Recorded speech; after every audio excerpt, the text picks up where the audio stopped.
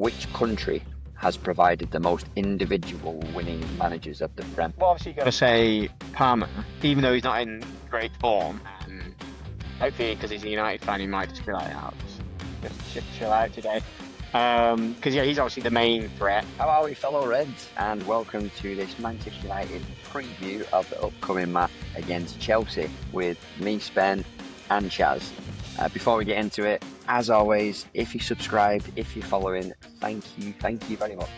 If not, get involved, become a fellow Red. We're on YouTube, Spotify, Apple Podcasts, and all the socials, and we'd absolutely love to have you. So get subscribed and get following.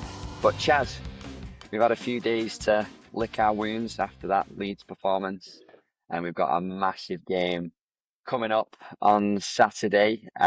Before we get into that, I thought we'd just have a quick look at football stuff that's been happening since we last met as well. Not Man United stuff, but we've had we've had the Champions League.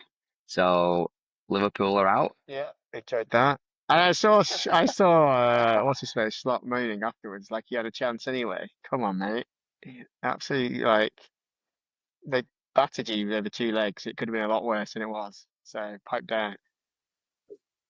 Yeah, PSG are some team, right, as Oh, well. ridiculous.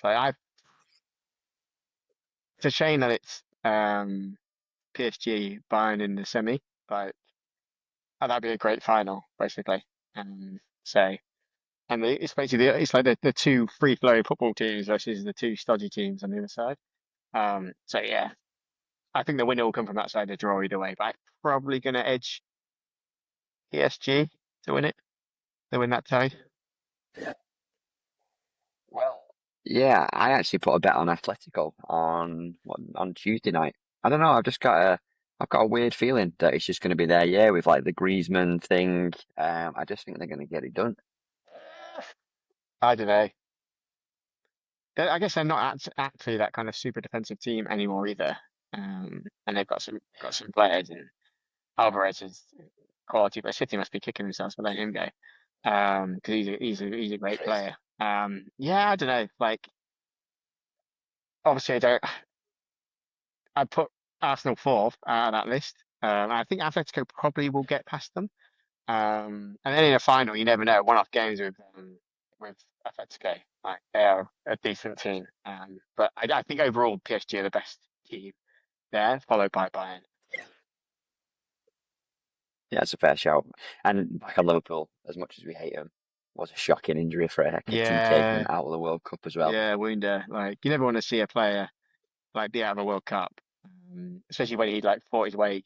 He obviously has been one of the slight bright sparks for Liverpool this season, and then yeah, to miss out on the World Cup, and he was definitely going to be in the squad. And even I think Deschamps came straight out afterwards saying like basically how gutted they are. But I think France will be all right. They've got couple of good attackers in that squad.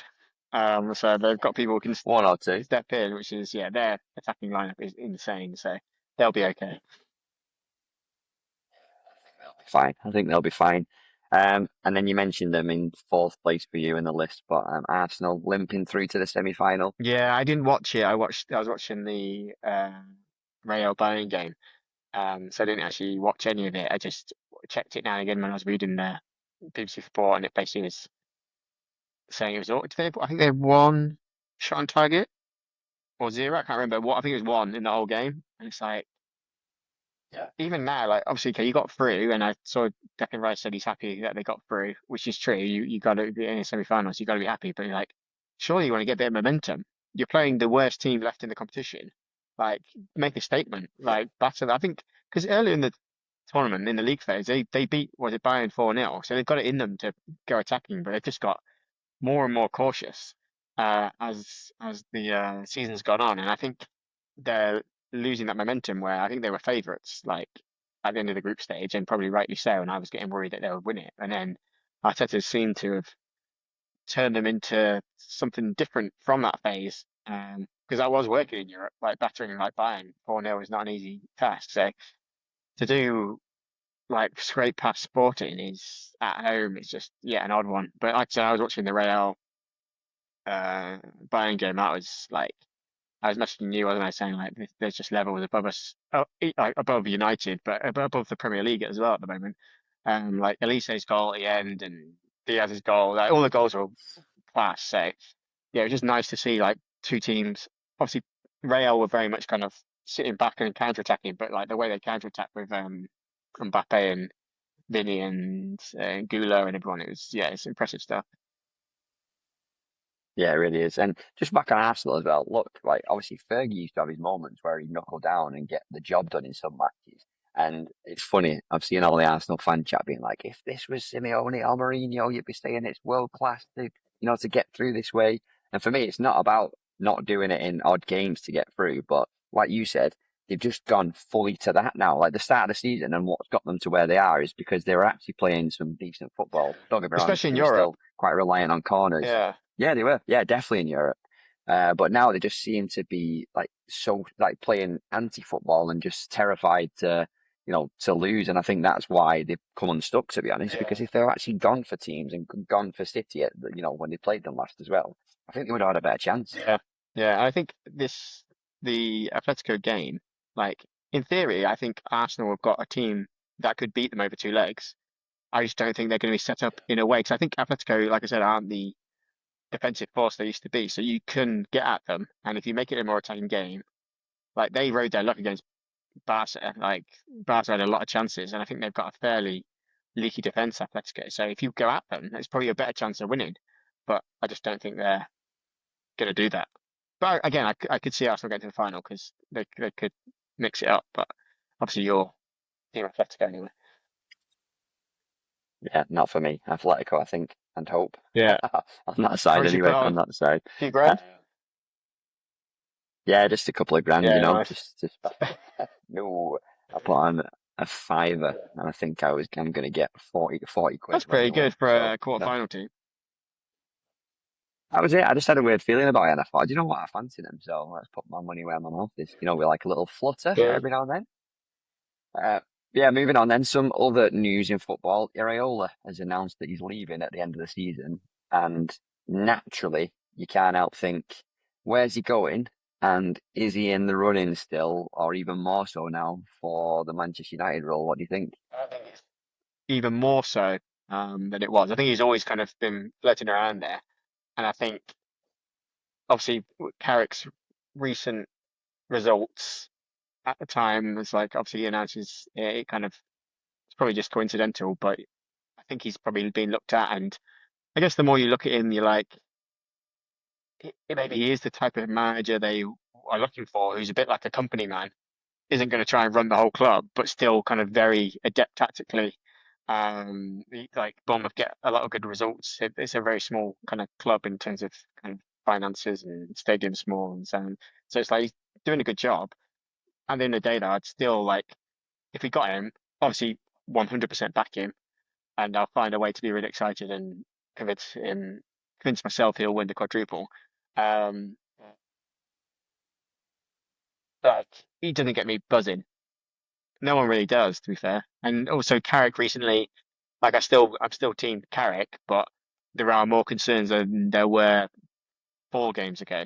Like with some of the substitutions and lack of plan Bs, which we kind of discussed in the previous pod. So yeah, it's an interesting one. It's going to be an interesting summer. Like we're not going to find out before the summer, which I think is definitely the right thing. I think they're just sitting and waiting to see where Carrick finishes. I think we'll get Champions League football, but if it's like limps over the line and we get fifth, or and like it's really scrappy, which could happen if we lose on Saturday night, like that's maybe when they'll start thinking about other people. Yeah, totally. And I think this is where he's got to show that side of him now, hasn't he? If he really wants the job going forward, it's a little bit, things are a little bit more negative and we're a bit more worried and we need a performance on Saturday. And he needs to show that in these times when there's a bit of, stuff around the club and a bit of a cloud, he can remove that and he can get a performance and a tune out of the players. So it's a big one for him on Saturday. Yeah, going back on Iraola, I also, for some reason, he's doing a great job where he's at. Hard to be excited about him. I think I am also kind of Team Carrick, and but excited to see how he finishes the season. Enrique, it's hard not to be kind of he's the only person, and Yeah, maybe it's more the squad of players that he's got than him. But he's obviously been getting a real well, tune two out of them as trebles, well. two different He's clubs. Like, yeah, Yeah, exactly. Yeah, I mean, great CV. And you said it on the last one. He's probably the only one where we go, all right, yeah, we've got a serious guy here, who's won everything. So yeah, he's the only name at the minute where kind of be okay with it. But everyone else, it's just difficult, isn't it, at the minute to really get too excited. yeah, yeah. Right. Well, let's get into it then. Obviously, this big game for Carrick, big game for us on Saturday, 8 p.m. Stamford Bridge, TNT Sports in the UK. Should be a tasty one. Obviously, it's a huge clash for Champions League football. Like you say, they're currently 7 points behind us. It's a shame we couldn't obviously put a bit more distance between us during the Leeds game, but this is a massive opportunity, right, to really, really at least push them down.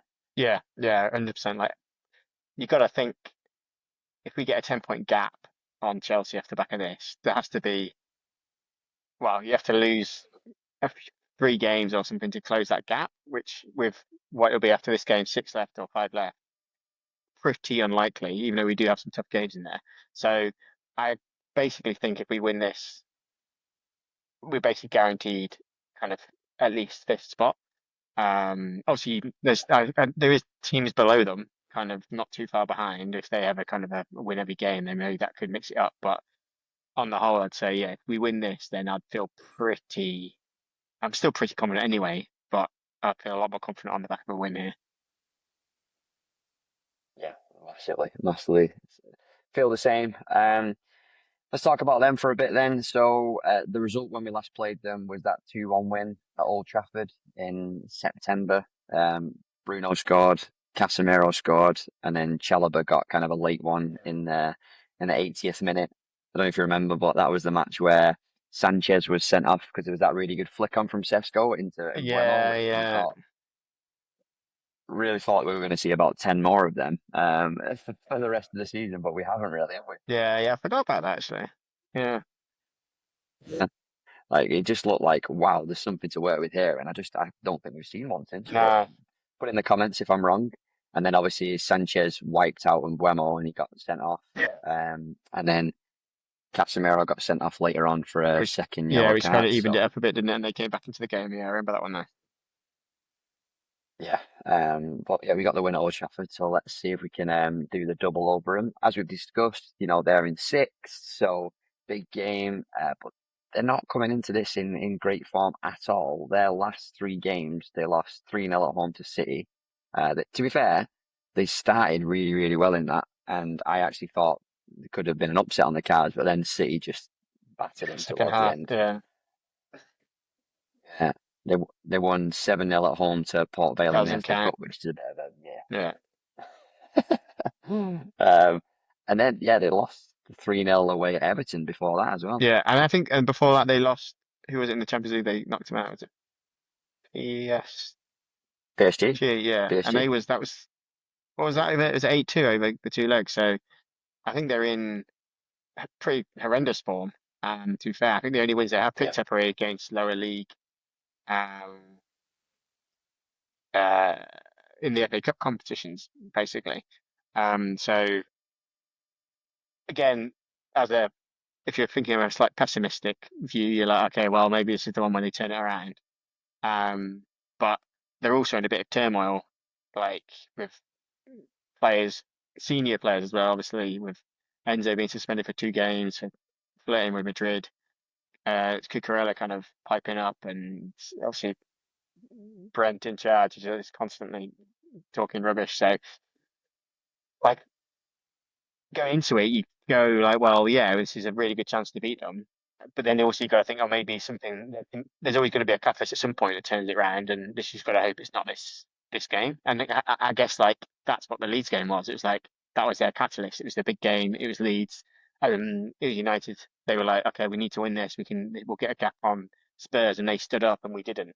So that's what I'm concerned about. Is like, okay, there's a bit of a siege mentality. Everyone's written or writing Chelsea off and the manager off, and you just got to hope that the kind of infighting is still going on, and we can capitalize on it still.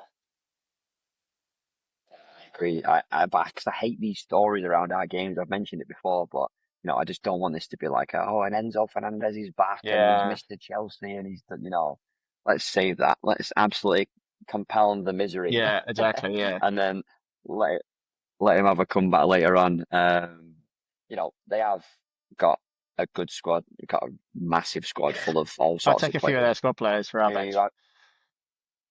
honestly, yeah, it's crazy, isn't it, what their business model is? But who are you having as a one to watch, Jazz? Well, obviously, you got to say Palmer, even though he's not in great form. Um, Hopefully, because he's a United fan, he might just be like, "Oh, just chill out today." Because yeah, he's obviously the main threat. And obviously the other one is Caicedo in the field. He is quality. I do really like him.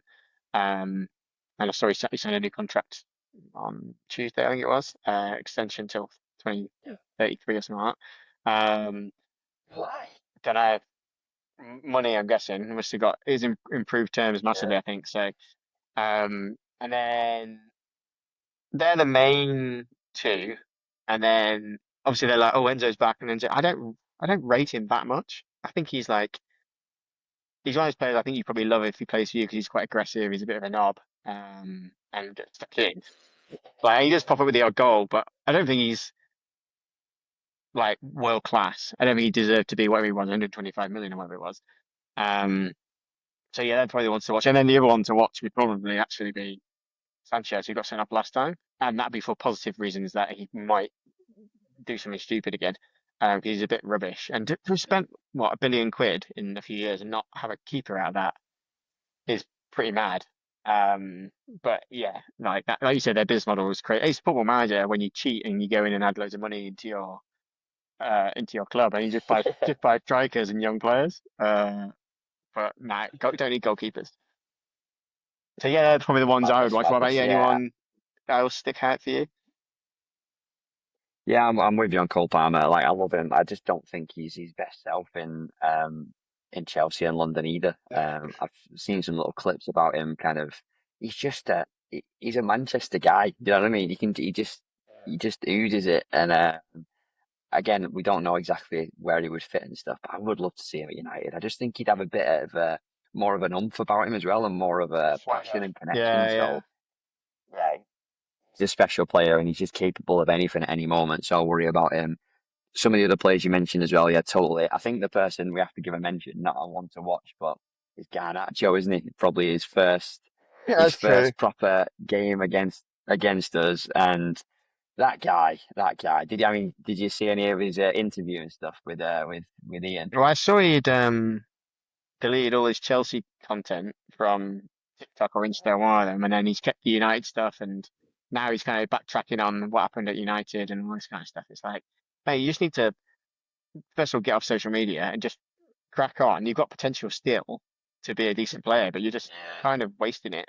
So it doesn't really bother me. He probably won't start. And did they bring it? They didn't bring him on, did they? Oh, they did bring him on at Old Trafford. No, he stayed on the bench. I think he just got booed as he walked down Yeah. the touchline, I think it was. So yeah, it's basically been a bit of a massive failure for him. But I don't feel sorry for him because of how he behaved anyway. So No, and I think he's at that stage in his career now where it's going to go one way or the other if he's not careful. yeah, And at the minute, he's on a bit of a downward slope, and I hope it continues on Saturday yeah, because he is a moments guy, so we've got to be careful about that as well. So that's why I kind of wanted to mention him more so, just because I don't want him to come back to haunt us. But yeah, I'm not missing him, that's for sure. yeah. 100%. And then just to finish on Chelsea, something a little bit different, Chaz. We're going to have our first guest on the podcast in the review of the Chelsea match. Henry, Chelsea fan. Um, he's going to come in to give us a bit of a reality check, he said. So I'm looking forward to that. And he's actually sent in a quick video just in terms of his thoughts and predictions for Saturday. So let's have a watch. Now then, lads, Thanks for having me on the pod.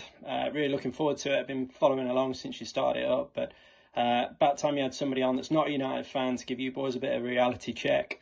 Hoping Chelsea can do the same at the weekend. Massive game, always is. Man United Chelsea. Huge game for us in particular. We desperate need of those 3 points to keep fighting for the Champions League spots. Pretty big one for you though after Monday night as well. That was a pretty horrific loss against Leeds. So yeah, no doubt you guys will want to bounce back. Rafinha fighting for his job. So either the players are going to be pulling for him or they're not. So could go either way, but hopefully they will be, and hopefully they'll be keen to fight for those Champions League spots. Enzo back as well. That's a massive win for us. He's going to be bringing all the energy alongside Caicedo. So yeah, that will add a lot of strength to us in the middle of the park, and that's going to be a bit of a key battle, I reckon. I think ultimately this one though comes down to who's got the least worst defence. Our defence is always terrible, and Sanchez is an absolute liability. But with you boys missing Maguire and Martinez, that kind of evens things up a bit. And Pedro Neto, he could run right against Luke Shaw as well. So that could be an interesting battle, one to watch. Ultimately, I reckon we've got the win in the bag. That's assuming that Sanchez doesn't throw the ball in the net, get sent off, or play his usual 5-yarder from the edge of the area into one of your front men. But assuming he can actually avoid doing that, I reckon we've got the win in the bag. I'm going 2-1 Chelsea. Palmer and Pedro for us. Consolation goal from Cunha for you boys. And that's the job. Come on, the Chelsea. There you have it, Chaz. Henry, the Chelsea fans' views on how it's going to go on Saturday. He's predicting a 2-1 win. What do you think? A bit confused as why he thinks Enzo being back is like guaranteed win. It's not Zidane. Zidane's not back. It's Enzo, who's pretty average. And I'm pretty sure you were doing pretty average in the league with him. He's only missed 2 games. It's not like it's some like, and he's missed those games. He's been a knobhead, flirting with Madrid, showing his leg off to Madrid. So like, yeah, I just like again, what Henry said is like, I guess my concern, which I do agree, is that midfield. If Kobe's not back, then I am worried. Because I think Enzo and Caicedo will dominate Ugarte and Casemiro and Bruno. So again, we discussed in the last one. Maybe it's one of those ones where you're chucking a Mount against the former club, Bruno and then Casemiro, because Mount is good defensively and got legs and he's got energy. So maybe that's a better play. But hopefully Kobe's back and that's not an issue. But I would be a bit concerned with that otherwise because um, yeah, they will dominate. They've got energy, legs, what we normally struggle against. I think you also mentioned Neto kind of dominating Shaw. Um, after Monday, slightly concerned about that because it could happen. Um, so yeah, he's got some good points in terms of potential, but on the whole, completely disagree. And think we'll beat him. So I'm liking your tone, Chaz. Keep this going for the review with him. Our first guest, it could be a fun one. I'm looking forward to it'll it. be a And lot more fun if we remember, win. I've always got. Oh yeah, can you imagine?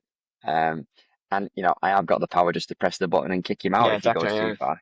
So let's just see what happens. But no, looking forward to that. And thanks to Henry for sending that in. Adds a little different perspective and a reality check, as he calls it. But we shall see. But let's get into United then. So in terms of availability, I think I'm going to stop talking about Delict and, and that Yeah, kind of yeah, stuff. don't We'll just worry. see. We'll see when some of them are back. But Maguire's ban's been upheld for swearing and calling the ref an effing joke. He said it was an effing joke. But still, however, there's been so many other examples of Haaland, losing his mind at the referee and no bans, but United getting slapped again. Yeah. Also, the main thing was the time. Like that game was 20, well, over is now 28, 27 days ago. And why has it taken Yeah. them till after the Leeds game? Like, if we known, then maybe you'd have brought Heaven on against Leeds or to give him some game time beforehand, or at least practice in training and get him kind of a bit more sharp and getting used to playing with Yoro if that's what's going to happen. So it's like, I don't know, it feels a bit. I don't want to say like the Premier League and FA is like against us, but we haven't had the rub of the green this year with some of the decisions, and it's just annoying and frustrating nowadays and weird. How is it taking so long to make that decision when apparently I'm looking listening to other Devils and they basically like the evidence and everything it was provided 3 days after, all sorted from both sides. So why are you taking another 22 days to decide to give him extra ban? It's just that kind of bureaucracy is really frustrating. Yeah, shambles, like you said, just at least get it done quickly. And I actually don't have an update on that. Martinez, have you heard anything about that appeal? No, so I know we have appealed, but I know the club apparently aren't confident. They think that maybe there'll be a slight outside chance it's just 1 game ban instead of the automatic three. If he gets a 3 game ban for a slight tug on, it just applies some common sense. That's the only thing that annoys me. Um, but obviously we've got a lot of hate on our TikTok for saying some of this stuff, so I'm always here for it. Uh, but yeah, I won't go into a full another rant on the red card. Are you sure? Are you sure? Yeah, I'm staying calm. I love it. Okay, so Martinez is out then pretty much. We Yeah, I think know. so. So getting into predicted lineups, I'm going to shoot in. I think it's going to be Yoro and Heaven, which is interesting. Let's discuss that. Yeah. I think Gallo's going to come in for Mazraoui. I am praying that Cobby is back, and I think Sesko is going to get dropped to the bench. What do you think? I agree. Um, I think I think Bruno looked all right when he came on, a bit more energy. And I think he maybe just likes Sesko off the bench, particularly in some of these bigger games which he's done in the past. So I think yeah, it's probably he might just revert back to type. And I agree with you, Lenny and Heaven, because basically who else? The only other thing you could do is you could move Shaw next to Yoro, and then you have Dallo and Mazraoui. Shaw kind of works well as a centre back in a three. Not so sure about a four. So I think, yeah, I think it would probably be Heaven and Yoro, which I'm not like. I back them both to be future kind of quality players. It's just bad circumstances to be coming into it with a high pressure game, but sometimes maybe this is like some of our biggest stars have come out of situations like this. So hopefully it's another situation like that. Yeah, and I mentioned it on the last pod, and it's making me a little bit worried just the fact that there'll be no experience next to either of them. And we saw obviously Yoro being pretty shaky at home against Leeds. So away at Stamford Bridge when he looks to his what will it be his left, and seeing Aiden Heaven. I really have a lot of time for Heaven as well. I think he's just no nonsense, gets stuck in, but he doesn't have that.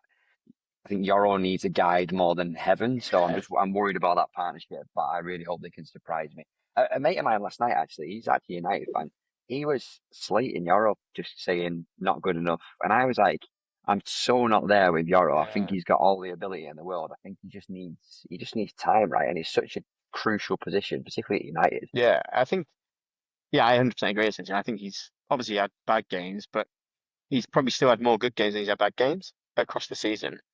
And also, if your partner's constantly changing, and normally you would expect a more senior person to always be next to you, and so like, if that person has, it's been Delict, it's been Maguire, it's been Martinez, it's been Heaven, like it's not an easy like the best defenses, a set of defenses. So I'm still, yeah, I think he'll be a quality player. Saying, all right, let's predict Henry's going 2-1 Chelsea. Chaz, what are you going for? 2-1 United. And Scores. so assuming Ahmad, assuming it's Ahmad, Bruno, Junior, I'm going to go Brian and Bruno goals. And then for them, I feel like there is a Neto goal in it, so I'm going Neto goal. Nice, nice, nice. I think it's going to be a bit bonkers. Oh, really? I've gone for 3-2 United. I feel it's going to be not a game for defences. Yeah. And I think it could be a little bit back and forth. Watch this now, it's probably going to be 0-0, isn't it? But I'm thinking 3-2 United, Bruno, Cunha, and Ahmad. Ahmad finally And getting I've on the decided I'm score not, sheet. I think so. I think so, yeah. And I've decided I'm not bothering with Chelsea scorers. And it's killing my bets as well. So I'm gonna scrap mine as well then. I'm just gonna do a 2-1 United with my two goal scorers. yeah. But it is hard. We're making it very hard for ourselves. Yeah. So let's stick to what we think we know anyway. Yeah. But yeah, shockingly, Henry thinks Chelsea are going to win. Me and you think United are going to win. So I'm Who'd have very seen that excited going? to Yeah. yeah get into it with him when we do our review. Let's have a look at there's some other juicy games this week. Actually, I thought there was just one, but actually, Everton Liverpool Yeah, I didn't at the notice Hill that Dickinson. was coming up either, because obviously the City Arsenal game is dominating all kind of media at the moment, understandably. But like, that's the first one at the Dickinson, right? Yeah, I think Yeah. so. So that'll be a good atmosphere. Everton are playing well. They've just lost Etikite. I can never say his name. And obviously Isak's come in, and Isak hasn't really looked like Isak of Newcastle. So I could see Everton picking something up there. Yeah, can you imagine? That'd be so good. Come on, Everton. Yeah. That'd be amazing. I'd love that. And then I think this is just kind of rivals watch a little bit more than a big game, but just Villa are at home to Sunderland, which Villa had a good win last night. All right. Yeah. But then yeah, so you fancy them, but Sunderland, They some surprise a lot. surprises every now and Yeah, then. So yeah. And I yeah, think they're pretty good defensively. They don't concede a lot. So also, I think now maybe Emery's like, okay, I'm going to win the Europa League again. So um, you might see a few changes potentially for that. if you could focus on that, please, Emery, that would be nice. Yeah. Um, and then yeah, the big one, City v Arsenal at the Etihad. Chaz, Mikel Arteta is on fire. He's on fire, he says. They're very small fire, like a match. Honestly, I saw something on Twitter and someone just put that video and said, I promise you this is not AI. And it is mad. It looks like someone has altered it to make him look off his head Yeah. because I know what he's trying to do, but it does feel a little bit like someone losing the plot and just unraveling. Yeah, Is it yeah, not? yeah. I've not seen that one. I'll have to have a look after. Um, Oh, but it's he's hilarious. not on Please fire, that's watch for it. sure. It's not what he says really, it's how he says it. He just straight away and he's going for this whole I've done everything. This is amazing. I love the pressure. He's trying to It change sounds what like he's he's been trying saying. to I love it. also convince himself. Yeah, I know, I know. Well, honestly, we keep talking about it because it's just funny stuff. Honestly, it keeps happening, and I saw that and I was just laughing my head off. So you got to watch it, Chad. It's hilarious. It's hilarious. Um, but yeah, so that should be. To be fair, I am looking forward to that, and I said it in the last pod. I think City are going to win that. I think City are going to win the league. So it's going to be interesting. What do you think? I do think City will win that game. I still just think there's going to be a surprise. I still think Arsenal might win it, um, but I do think City will win it. It also depends how they win it. Like if they sort of blow them away, then it could just completely shatter their heads, and then they just completely crumble. And then if they lose to the Atletico game, is that the following Wednesday or Tuesday? Don't know if they've got a break between the semis or not. Because if they go from City to Atletico into whatever the next game is, then yeah, big pressure. They've got City on Sunday, then they've got Newcastle at home on Saturday, and then the If Wednesday after they've got Atletico Yeah. in So Madrid. also you think like, okay, they lose to City. Newcastle is always a tough game. Um, and then it's like, well, do you start thinking putting your eggs into the Champions League basket, or are you still like if he doesn't make many changes, and often when he does make changes, they don't work. So yeah, it's going to be fun to watch. Yeah, I think there's only one basket Arteta can be going for, and it is the Premier League now. Like, because they have to win that, don't they? No, I still do. I still think yeah, we know. they'll get it somehow. But I just think there's a City still have a slip up in them. But we'll see. Yeah, yeah. Well, let's tune into that one on Sunday and include that in the review as well. That'll be interesting. But yeah, before we wrap up, as always, challenge Chaz time. You ready? Nope, never. So you know my inspiration always comes from weird places, but I just started thinking about Carrick and Rosenior, two young English managers, and then somehow from that I then went into an English manager has never won the Prem. So my question for you is, which country has provided the most individual winning managers of the Prem? So obviously, so Scotland for Fergie just won basically. For example. Okay, yeah, okay. Let me think. So just Premier League. So Arsene Wenger's French.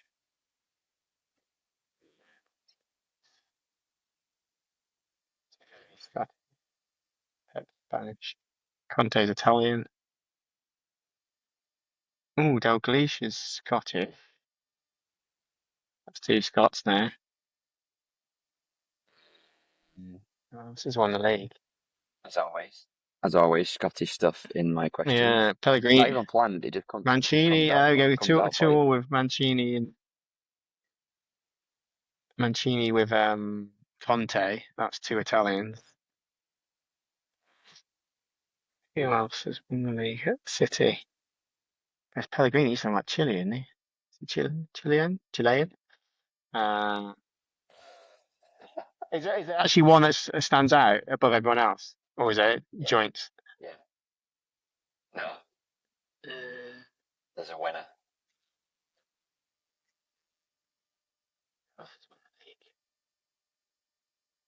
Won it at Chelsea.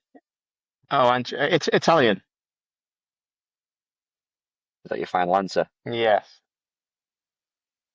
How many? How many? You're gonna say? Conte, Ancelotti. I said one a minute ago as well. I forgot Mancini, and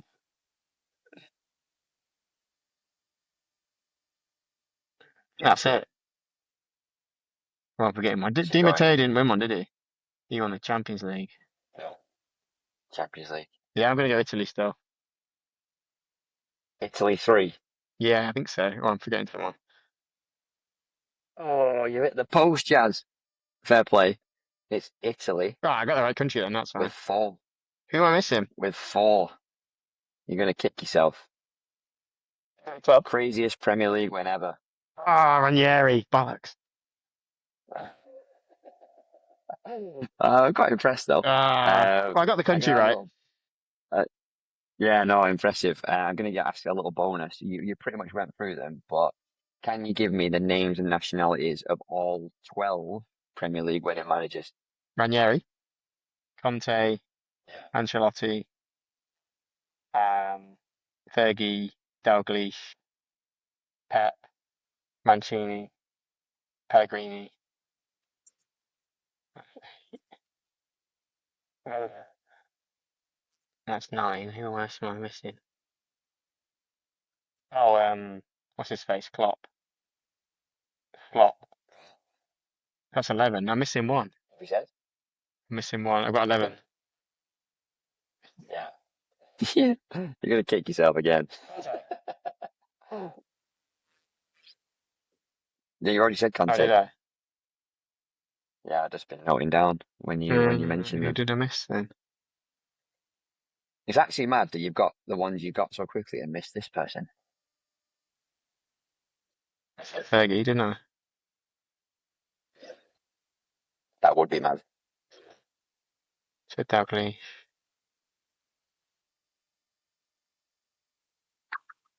It's also mad that you've missed this man as a Manchester United fan. Oh, Jose. I think I might. Yeah. Yeah. Mourinho. Good effort. I did pretty well there. Very good. Yeah, you did. Like the question. Yeah, good one. was quite proud of myself. I did quite well there. I don't know where it comes from. It's just I end up looking at something and I go off on a tangent. But yeah, you did very good there actually. Italy 3 hit the post. How did you get on? Did you beat Chaz? Let us know in the comments. Always like to hear. But Chaz, let's leave it there. Football coming up on Saturday, a massive one, and really, really hope we can do the job. Yeah. Can you imagine just a massive win and then Henry's committed to the podcast and he has to come on and deal with me and you for 30 minutes to an hour? Yeah. Hopefully he's not suddenly ill. Yeah, well, that would be interesting, wouldn't it? If he Almost better in sort of some and ways then that just decide.